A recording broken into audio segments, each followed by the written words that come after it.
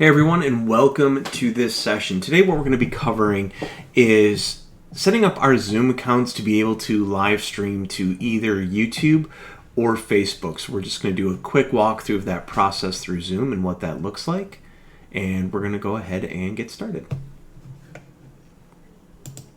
So the first thing I'm going to do is I'm going to log into my Zoom account here. So I'm just going to come over, sign into my account.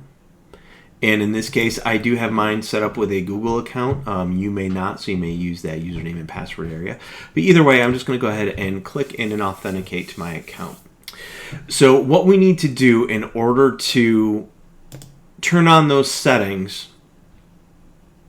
for live streaming through our meetings is first we have to make sure we have a premium account. So if you don't have a premium account, you won't be able to access it. But if you do, over on the left-hand side here, you can see I've already clicked on the settings tab. And what I want to do now is come over to In-Meeting Advanced. So if I click on that, it's just going to drop me down to this general area. And I'm going to go ahead and scroll down until we get to this area where it says Allow Live Streaming Meetings. Over here on the right-hand side, you can see we have this little radio button. So you can see if I turn that off, it just shuts off the ability to live stream. If I turn that on, it turns it on.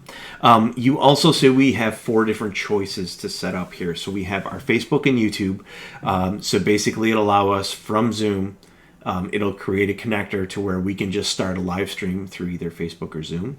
Workplace by Facebook, which I don't think any of our districts are using, but it also has a custom live streaming service. So if any districts out there are using something like Ensemble or something along those lines, I can hit that custom streaming service and provide the instructions needed in order to create that stream to be set up. But in this case, I'm just going to leave Facebook and YouTube set up. You'll notice there's no real save button in the web interface for me to be able to access it. The other thing to touch on quickly too, is that this is only available in the web interface. So you'll only be able to get to this option by going to your zoom.us account or your district's portal account, rather than, in this case, if I opened up my Zoom client. If I click on my settings in my Zoom client, you'll see that those options don't pop up. So you do have to log into the web client in order to be able to toggle those two pieces on.